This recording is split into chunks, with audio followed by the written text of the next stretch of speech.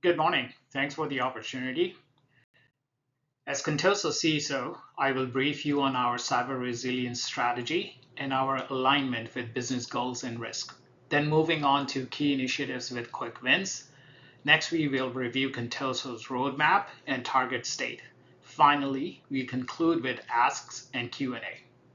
Any questions before we move on? Okay, in short, the cyber threat to manufacturing is at an all-time high. In 2024, about 26% of all cyber attacks worldwide targeted manufacturing. For Contoso, that means real risks. A ransomware attack could shut down our factories, a data breach could steal our engineering designs, or security lapse could cost us key defense contracts. This isn't hypothetical, it's a business critical issue. Our plan is to strengthen Contoso's cyber defenses in lockstep with our business goals. I will outline how we are securing operations to prevent downtime, protecting our intellectual property, and meeting government compliance requirements. We have some quick wins already underway, like rolling out multi-factor authentications to all employees, as well as broader initiatives such as creating segregated environment for sensitive defense data. This strategy will significantly reduce our cyber risk exposure and increase our ability to bounce back quickly if an incident does occur.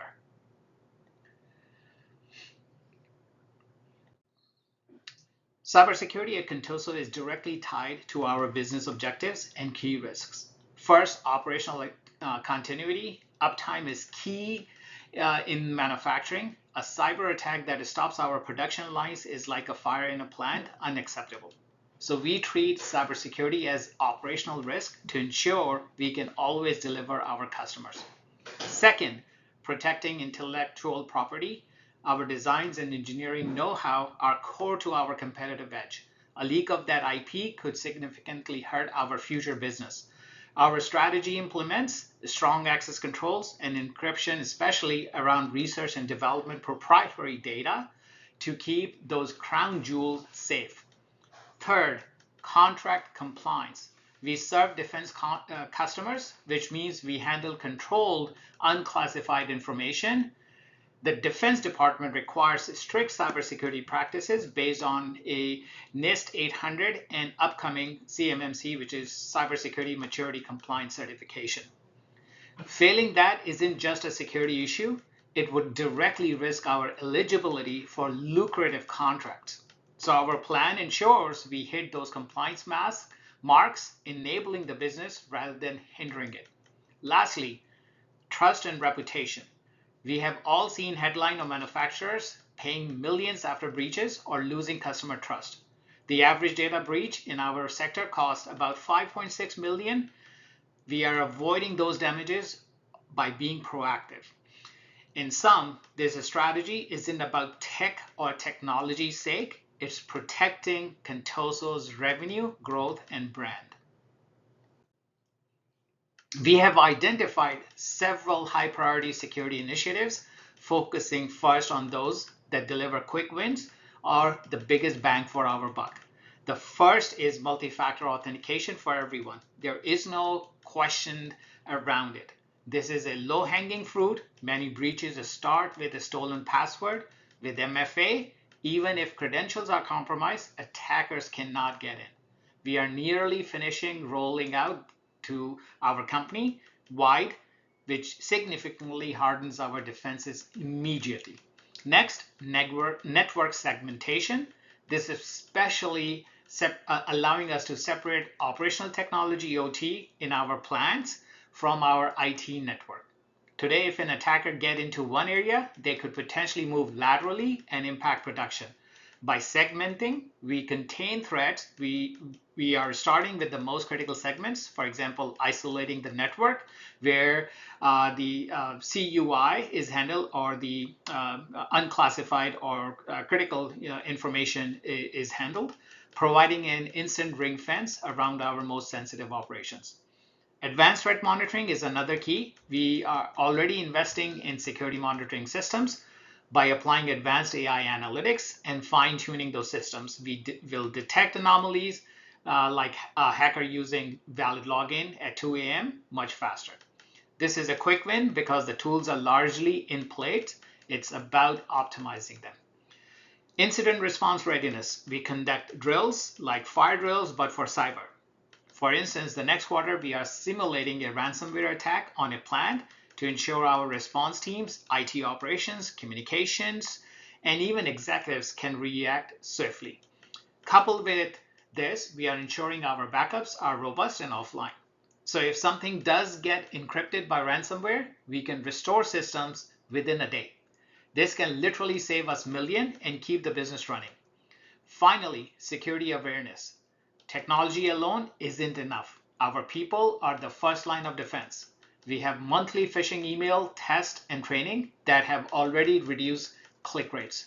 We are intensifying training for high-risk roles, like admins or engineers who handle sensitive data.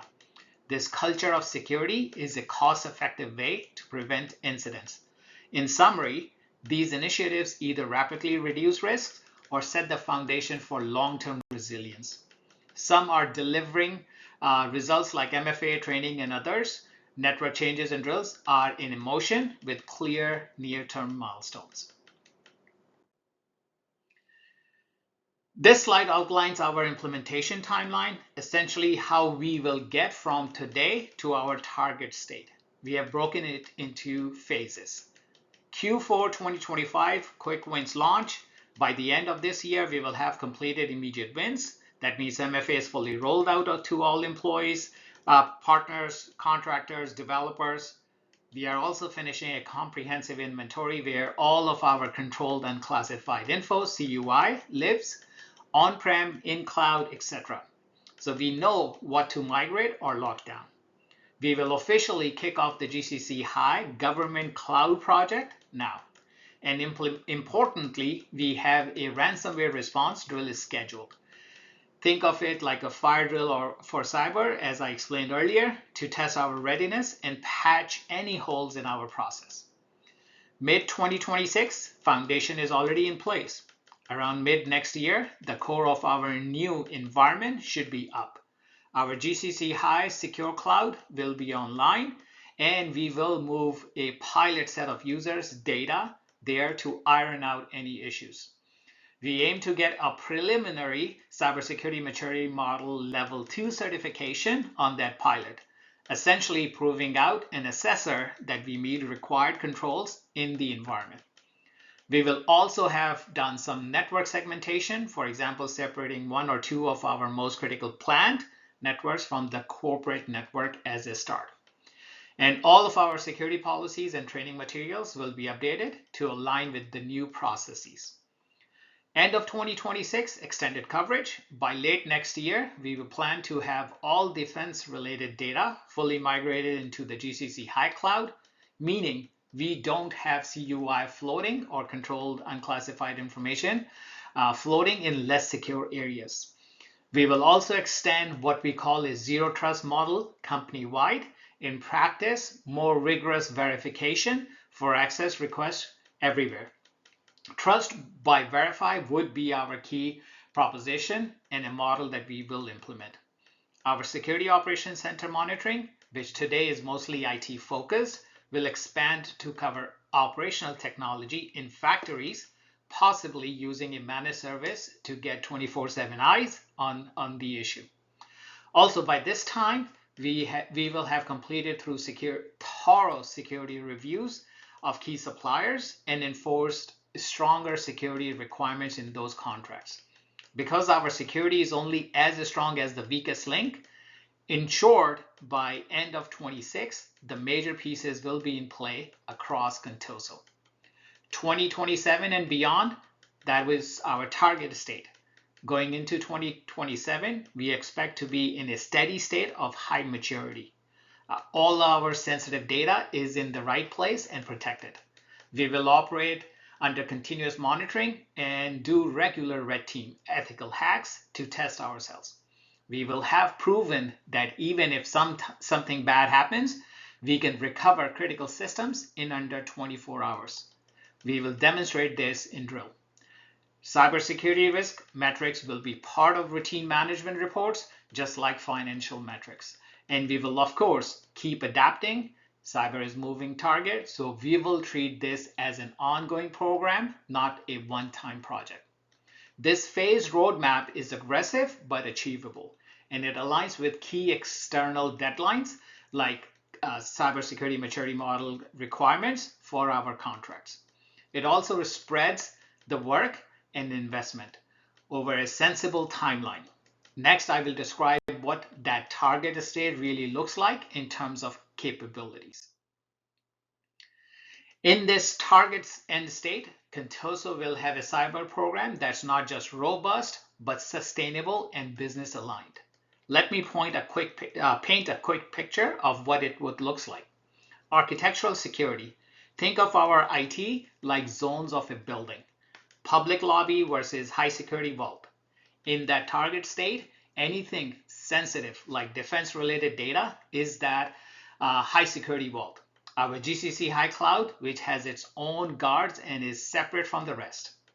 We will have very few critical assets left in older or on-premise setups. If we do, they will be isolated and just as fortified. Likewise, our factory networks will be distinct from our office networks, so an intruder can't jump from an email server to a pump controller because there's a locked door in between. Zero trust. We adopt a stance of never assuming internal traffic is benign. Every time someone tries to access a resource, the system will check, are you really who you say you are?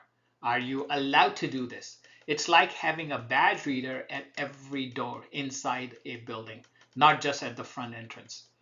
This approach is proven to greatly reduce the impact of someone's credentials if they are stolen or a device gets infected. The threat can't freely roam. Threat detection and response. In the future state, we have a fully mature security operations center, SOC, whether in-house or via a partner. It monitors everything 24/7. We leverage AI to filter noise and highlight suspicious pattern. The moment something is flagged, our team is on it. We have also pre-staged how to respond. For example, if the workstation in the plant shows ransomware, the SOC can remotely isolate it immediately and start an incident response plan. Compliance and governance. In a steady state, security compliance will almost automatic because of how we have set systems up. We won't be scrambling to meet requirements. We will inherently be meeting things like CMMC because our processes and tools are built that way. We plan for independent audits to confirm this and, frankly, to give our customers and regulators confidence. Resilience culture. Finally, perhaps the most important piece is culture. By 2027, we want cybersecurity to be part of everyone's job at Contoso, not just the IT department. That means engineers think about securing the systems they design, plant managers include cyber drills in their safety trainings, and executives consider cyber risk in a new business initiative. To conclude, I want to leave you with this thought. Our cyber resilience is directly tied to the success of our business. We have seen enough examples in industry where one cyber incident caused weeks of downtime or lost customer confidence. We cannot let that happen to Contoso. The strategy I have laid out isn't just an IT initiative, it's a company-wide resilience plan. We are already making headway. Simple changes like MFA and training are being implemented, and we have a realistic timeline for more complex projects like the GCC high migration and network overhauls. These efforts will significantly decrease our risks. While we can never be 100% risk-free, we are aiming to be well prepared so that if something does occur, it's a blip, not a catastrophe. Now, to succeed, I do need your support. This includes approving budgets. For instance, the GCC high environment and associated licenses come with cost, and we may need to invest in some new security tools or services. It also might include hiring a contracting or a couple of specialized roles like cloud security engineers or 24/7 monitoring support. We have justified these costs by the risk reduction and potential avoidance of much larger losses or fines. I'm confident our requested budget is reasonable, roughly a 20% increase in the cybersecurity spend for next year, given the importance of the asset we are protecting. Beyond dollars, I ask for your visible support and engagement. When the board and CEO emphasize cybersecurity, the whole organization listens. It sets the tone that this is not just sets the tone that this. I'm confident our requested budget is confident. It sets the tone that this is a priority. Practical ways could be including cyber in high-level discussions, asking management about cybersecurity in operation review, or even participating in an incident